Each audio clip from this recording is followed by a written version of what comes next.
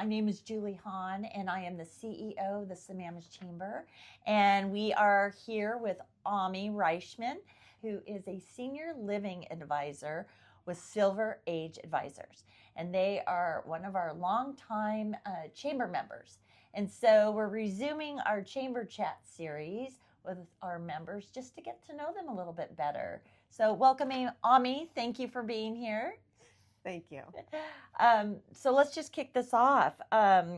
So what does senior living advisors do? Well, that's a good question. Yeah. So we help families navigate housing and care options where living at home is no longer an option. Maybe they're not safe or they're very lonely.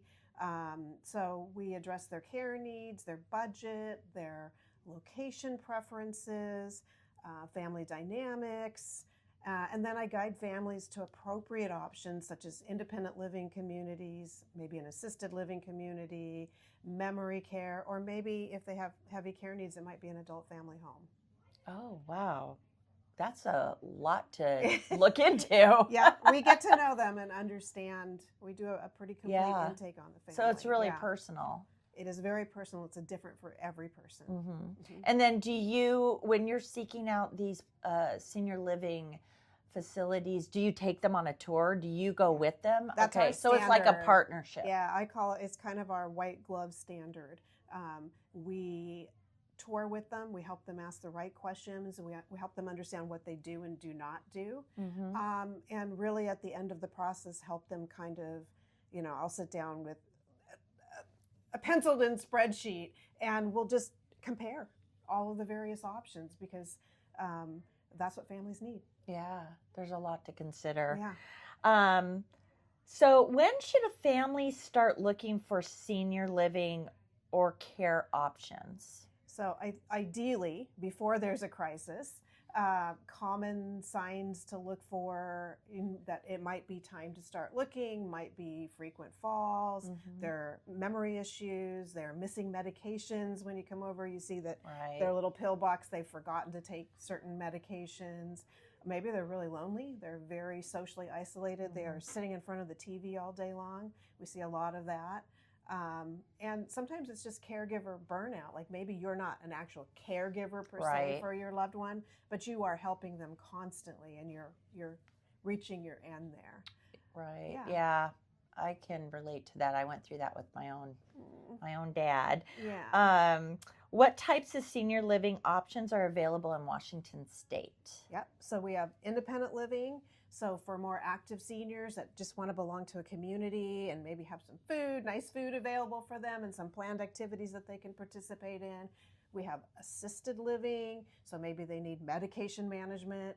Maybe they need help with showering, mm-hmm. Other activities of daily living types of things. There's memory care. It's for dementia mm-hmm. or Alzheimer's. Mm-hmm. And then there's adult family homes, which are residential homes that can take 6 to 8 people depending on how the home is licensed. And they generally are taking more heavy care type of clients. Mm-hmm. So that's what we have here. And their pricing probably really varies as well. Yeah, and I thought about addressing pricing in this, but it is so, I could say an average placement at an adult family home, for example, is probably about $12,000 a month. Mm-hmm. And they do cap off, though. Mm-hmm. In assisted living, it depends on the level of care. Mm-hmm. And are you taking a studio, a 1-bedroom, mm-hmm. a 2-bedroom? Mm-hmm. So that's kind of hard to nail down in something like this. But if I had to give a range, maybe it starts at $6,000 with very maybe minimal care needs in a studio apartment type thing, and then it goes up. Yeah. So like the adult family home that you were talking about, how is it different than like a assisted living facility? It sounds to me, would they get more personalized care in a situation like that? Yeah.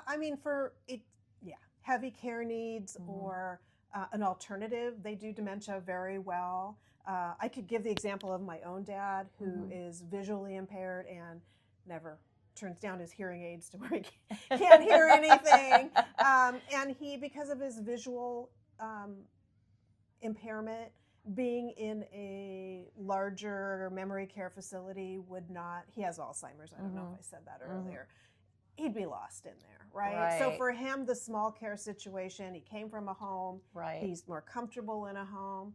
Others are needing more activities throughout the day, and memory care has that. Yeah, makes sense. Yeah. So does Medicare pay for any of this? No.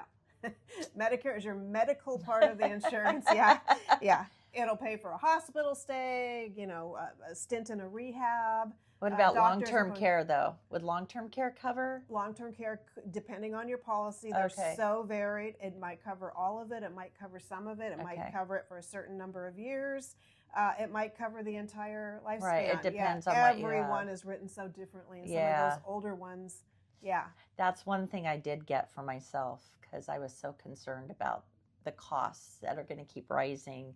And knowing I'm not going to be able to afford certain things at some point. So and it's really something for your children too, right? So they have the assurance of knowing how, if something happens to mom, if she starts having issues with dementia and things like that, like what are we supposed to do, right? Yeah. And the financial burden's not completely on that. So, yeah. Yeah. So then, speaking of that, so how do families normally pay for senior care? So it's usually out of savings, out of your 401k, your pension, a combination of all of those things. Long-term care could be part of it or all of it.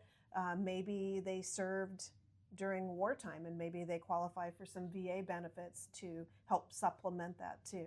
Oh, yeah. There's sometimes it's family. Yeah. Yeah. Makes sense. Yeah. One factor that I think is really important to families is ensuring that the communities that they end up picking are safe and reputable. So how do you stay on top of all that? Yeah. So we are boutique at Silver Age, meaning we're not covering all of the United States. We're King, Snohomish, Pierce County.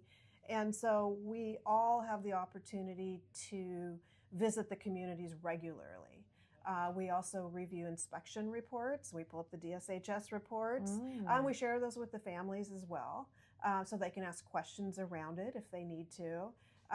We worked with licensed Washington State providers. And I think one of the biggest things that we do is we help families we walk them through the Q&As. They get in there and they get nervous and they don't know what to ask. And so I tend to let them ask their questions, and then I jump in at the end for all the things that they missed. Right. And that could be as simple of them what is your yearly increase on rent?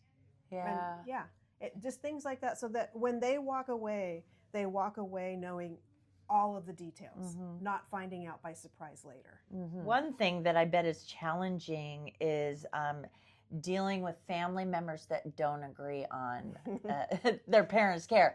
I mean, how is that? That must be a real juggling act for you. It can be tough, especially around somebody wants to go give their parent the nicest place, someone doesn't want to. And so what I'm in there doing is helping them refocus on what the care needs really are and set realistic expectations, and try to be neutral. And I feel like in the end they all come together because they love this person. Yeah, but sometimes it takes an outside informed person to kind of refocus them back to the care Well, needs. and your emotions aren't really tied to them in the same way they are tied to their parents. So it probably makes it a little bit more but at easy. the same time, I've been there. I've been there with them. And so you empathize with it. Well, I mean, if you knew me during that time, I was in distress, right? So I always put myself in their shoes because I get it. I don't judge. I just help. So how long does the placement process usually take? So I've had to do 48 hours and for like an emergency discharge from a skilled nursing, or it could be weeks to months for planned transitions. sometimes we get on wait lists because someone's not in a big hurry. They do want to get there this year. So it could be weeks to months to days. Okay, so it varies depending on your needs. Yeah. And is your service expensive for families? No, that's the best part about it. So we have contracts with all of these adult family homes and assisted livings and memory cares and independent. So they pay us. They pay Silver Age. So my advisory services are no cost to the family typically. We do have other options available. Let's say you want to hire me on a consultant type basis. That's available, but the majority of the time families take our no cost so that I can be compensated by our that is partner great. Community. Yeah. I mean, that's kind of a relief for a lot of people, knowing that they can utilize your services, not have the burden of a great expense on top of the expense of the parents moving. Yeah. So that's wonderful to know. Why shouldn't families just search online for themselves? Because it can be overwhelming, first of all. I know I tried to do that many years ago. It often lands, I mean, it's a nice web page to introduce you to what their community is all about, but it can lack transparency about care levels because they don't know what care levels each family has, and availability. Like, maybe you're looking for a studio apartment, but you wouldn't know that they don't have one available at the moment from the website type of thing. And so I provide kind of personalized, up-to-date recommendations. So it saves families just a lot of stress and potential costly mistakes. Absolutely. Yeah. Yeah. So with that said, I mean, the first step to someone who thinks their loved one needs help is just reaching out to you, right? And that's it. Make a phone call, have a discussion. Yep. It doesn't cost anything to reach out to me. I will give you whatever resources you need. I mean, it could be that we want to start out with a caregiver, and so I can give out 3 names and say you call them and and they can come into the home and help. Oh my goodness! Yeah, that's not part of. You guys are like a one-stop shop. We try to be a resource. So I would say, here's the name of 3 caregiver companies that we've had good luck with, or 2, meaning clients have come back to us and said, they did a good job. Yeah. But it's for them to vet, and for them to talk to, or, there's different situations. Maybe they need an attorney, an elder care attorney. Well, we got a list of them. We try to be more than just like placing them in their we living try to situation. be a resource. That's for awesome. the community. Yeah. Well, and my final question to you is, how can local businesses or chamber members benefit from knowing about your service? We all have grandparents. We all have parents. We all know somebody that's been through this, or we've been through this ourselves, and they just need someone to help guide them, right? Yeah. Well, thank you for your time. This has been wonderful. I mean, I just have such a love for the senior community, and I know it's really tough when your parents get to be that age and you're kind of just scrambling, like, what do I do to help them? So you can get more information on our website about Silver Age Advisors, and connect with Ami if you need her services. And we thank you so much for joining us today. Yes, thanks for having me.